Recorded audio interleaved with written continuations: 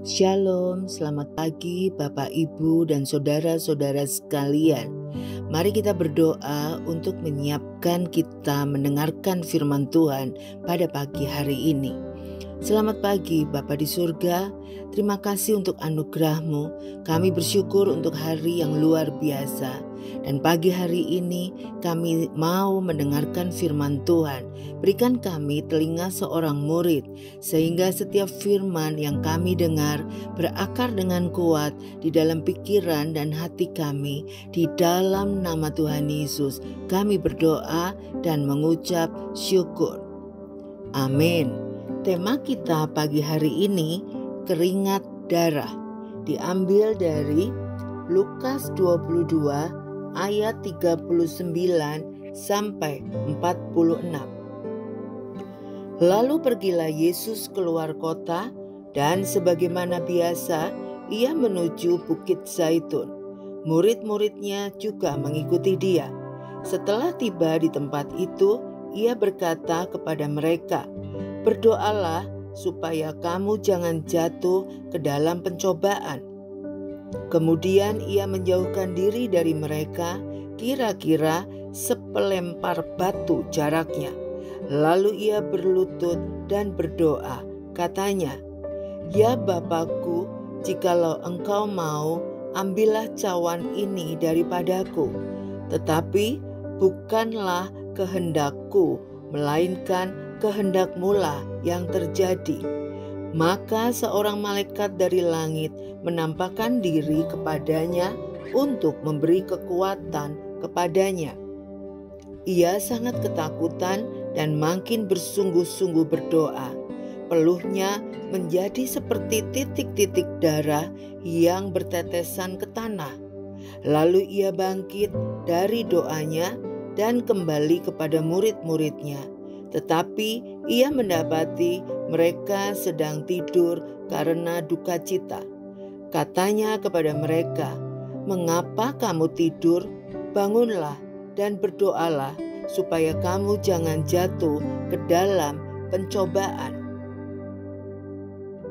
Seorang perempuan 21 tahun asal Italia mengalami hematohidrosis. Keringat berupa darah segar keluar dari tubuhnya. Ia mengalami hematohidrosis ini selama 3 tahun tanpa ada luka atau pemicu lain. Pada awal abad ketiga sebelum Masehi, Aristoteles pernah menulis kisah orang-orang yang mengeluarkan keringat darah. Kata beberapa peneliti, keluarnya keringat berupa darah segar ini mungkin ada kaitannya dengan tekanan emosional yang dialami orang tersebut. Di Taman Getsemani, Yesus bergumul sangat berat menghadapi cawan murka Allah demi menanggung hukuman dosa manusia. Seperti biasa, dia mengasingkan diri, berlutut, berdoa, dan berkomunikasi dengan Allah Bapa. Dalam kemanusiaannya, rasanya dia tidak kuat menanggung panggilan sebagai korban agung. Dia takut, makin bersungguh-sungguh berdoa. Peluhnya bagai titik-titik darah yang menetes ke tanah. Batin Yesus sungguh tertekan secara emosional. Dan di Getsemani itulah kehendak Yesus dan kehendak Bapa dipertemukan melalui doa. Allah tidak tinggal diam. Dalam penampakannya melalui malaikat, dia memberikan kekuatan pada Yesus yang saat itu sedang bergumul. Seperti Yesus, mungkin dalam hidup ini kita bergumul menghadapi hal yang sulit. Kita takut lalu berdoa, berpuasa, dan mencari kehendak Tuhan. Allah senang jika kita terus melibatkan Dia dalam doa. Percayalah, Dia akan menguatkan kita seperti Dia menguatkan Yesus untuk melakukan kehendak-Nya yang terkadang sulit dijalani. Jika mulai takut dengan hidup yang mencekam, berdoalah. Mari kita berdoa. Terima kasih Tuhan Yesus untuk kebenaran firman-Mu pada pagi hari ini.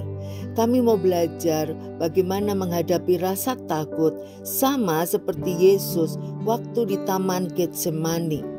Kami bersyukur Engkau Allah yang memberikan kami teladan untuk terus mengandalkan Bapa di surga. Dan kami percaya di tengah-tengah kekhawatiran, ketakutan, kami percaya Allah tetap hadir di dalam hidup kami. Engkaulah sumber kekuatan, Engkaulah sumber pengharapan dalam hidup kami, setiap langkah hidup kami. Terima kasih Tuhan Yesus. Kami bersyukur hanya di dalam nama Tuhan Yesus. Haleluya. Amin. Tuhan Yesus memberkati.